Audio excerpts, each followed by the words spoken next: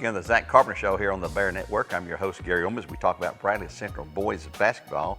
Our programs are all available to you on YouTube. Just simply look for BCHS Bear Network, and they're all there for your viewing pleasure. Being joined by head coach Papa Bear, we call him, Zach Carpenter, in his third year. And Zach, I always like to let the head coach introduce the players you brought today and tell us a little bit about them. I got two seniors here, Jackson Airy and D. Reed. Both of them been big parts of the program for the last 3 years. They sure have. D, what did it feel like the other night when you had the big win over Cleveland? It felt great. It's always amazing to beat them. And it was a winner go-home game, so yes, it good was. To keep going. It's just like tonight's, it's not a winner go-home game. At least we're going to play somewhere Monday, but we don't play on the road. No. We want to get this one tonight and host a game on Monday. And do we know who the opponents will be? Who are the two possibilities? Either Cookeville High School or Laverne. And if you just look at black and white figures, is there a particular favorite coming out of the Middle Tennessee? I don't know the ins and outs of their schedules or anything like that. Cookeville has the better record. They've only got 3 losses on the year. I think Laverne's got 7 or 8. So. Well, it doesn't matter at this point. Everybody's 0-0, you know, when you That's get right. to You that, take care that of time of business. season. Jackson, I was talking to Coach before you got here. Man, you've had a booming second half of the season, career high 20 points the last game out there, and it looked like you're feeling it, having fun out there and feeling it, and just dominating, or not dominating, but going to the boards, you know, getting rebounds, and you got that little sky hook. Yes, sir. That's virtually impossible to defend unless somebody can grab it before you get going with that. Yes, sir. Is that something you've just developed on your own, you think? Or Yeah, it's something, I mean, when we're doing post work, I mean, we work on those post hooks a little. I mean, it's a shot. Me and Tyrese should have that perfected at this point, and just because no one around here is going to be able to block that shot. So if we can get that going, it's a good weapon to have in our arsenal. Well, we've played really good ball. We forced a lot of turnovers defensively, and just like the Cleveland game, it's a 5-point game at halftime, I think, 23-18.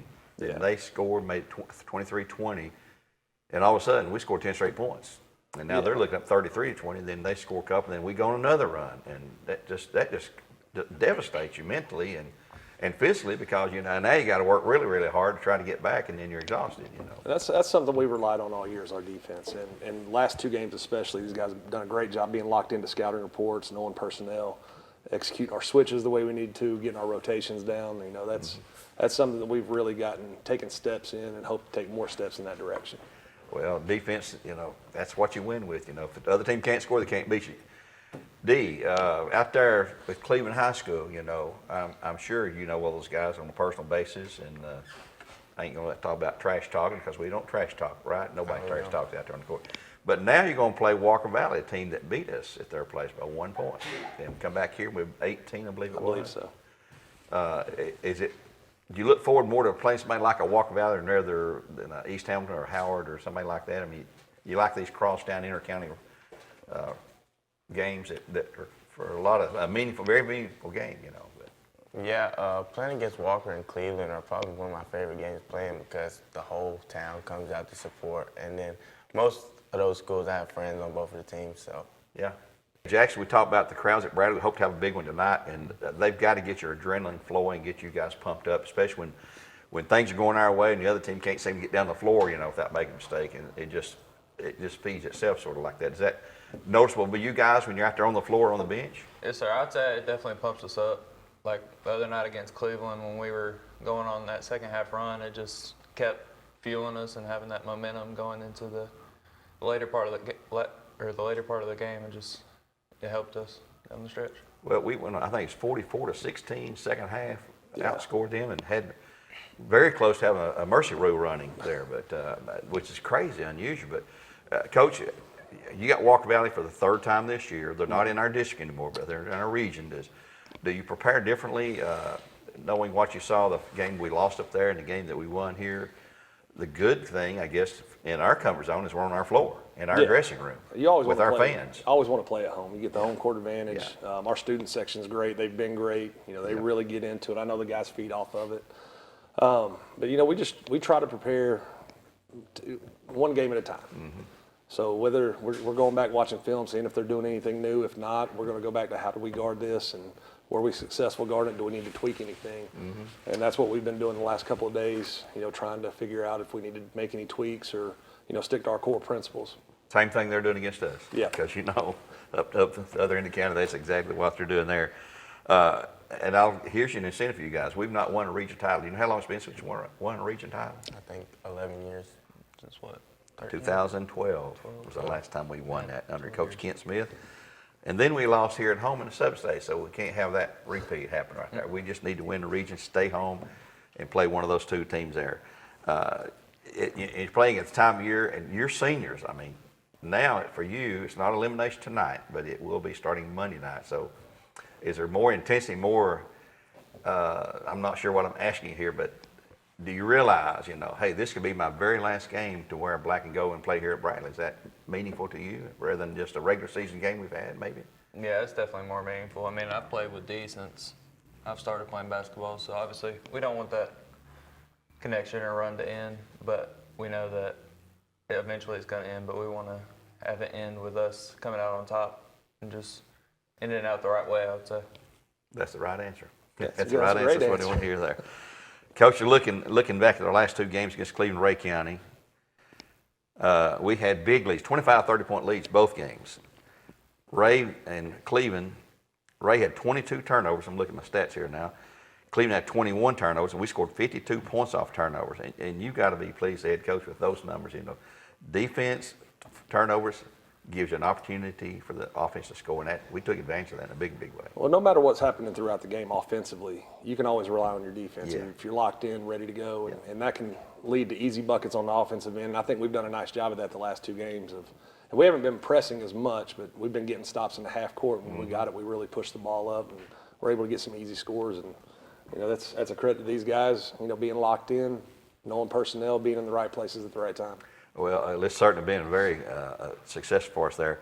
I had another note, 72 rebounds in those two games, 72 rebounds between two games, and 32 of those were offensive board rebounds. So I know you're always harping on offensive rebounds, which is a key factor of success. And there's another set of numbers you've got to be happy with those. Oh, absolutely. The one that I'm not too happy with was one of those games we gave up 15 offensive rebounds. And we harped on that going into it, and hopefully we made the adjustments we needed to, and we're going to fix that tonight.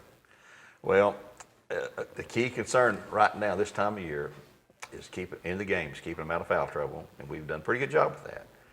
Staying away from injuries, be it in practice. Seems like that's when most of the injuries happen in practice there, but it's just a concern there. Keep your fingers crossed, play smart ball on the floor, Don't lose your cool or anything like that. Looking at Walker Valley, our opponents tonight, what concerns you most about them, you think? Their ability to shoot. They're a really good three-point shooting team, and they do a nice job of attacking gaps, drawing the defense in, and finding their shooters. So, we got to do a really good job of guarding the three-point line tonight. And if they're going to get some shots up, we got to be there to contest them, maybe alter their shot a little bit, and then finish the possession out with a rebound. Well, when they get hot shooting threes, boy, they can bring it to you there. But, They did, and when we played them over there, they hit, I think, 5 late in the game that, really pushed them over the edge. And then even when we played them here, they still hit 11 threes. So they're going to get threes up, and we got to be ready. We got to know that. We got to know where their shooters are and be ready to rotate and contest shots. It's going to be a fun game tonight. Home court means points, I think, to us. Who knows how many points these people have different guesses there. It's going to be a tough, emotional, intense battle tonight. The good thing is both teams are going to play Monday somewhere, and that's not an elimination game. Then Monday it's a different story. But I think you guys ready for this? You realize as a seniors, you got to realize what this means now to you guys. You're setting a legacy that's going to people going to look back. Well, that team in 2024, they had it, just couldn't get over the hump there. We're going to get over the hump this time. We got to do that. And you've been there. You've been to state tournament. You've been to state championship finals. It's not easy to get there. No, it's not. You have to have some things go your way. And I keep trying to tell these guys, you can be special. Yeah. If you buy in, and which they have, they've done an unbelievable job of buying. The buy-in I got, the camaraderie they've got, the bond they've got together is why we've been able to get to the point where we're at in this season. And it's just a great experience over there. It's something I want all these guys to be able to go and have the memories to look back on, the brotherhood they've developed, and just enjoy it. Memories that last a lifetime to be talked about to their grandkids and kids, That's right. Like that. They will. They may not think that now. Time moves along there. Well, thank you guys for being here today, Coach, and Jackson and Dee. Appreciate you guys, and keep it safe, keep it in the middle of the road, as they say, and have a good game tonight. Bring that intensity we've been seeing, that defensive firepower that turns into offense, and you're going to have a huge crowd here tonight. It should be a great game with a great atmosphere tonight, and that's the kind of games we've talked about this many times. That's what you want to play in front of. Packed house, rowdy fans, loud environment. That's what we want to play in front of, and we're looking forward to it tonight. I think we'll have that tonight.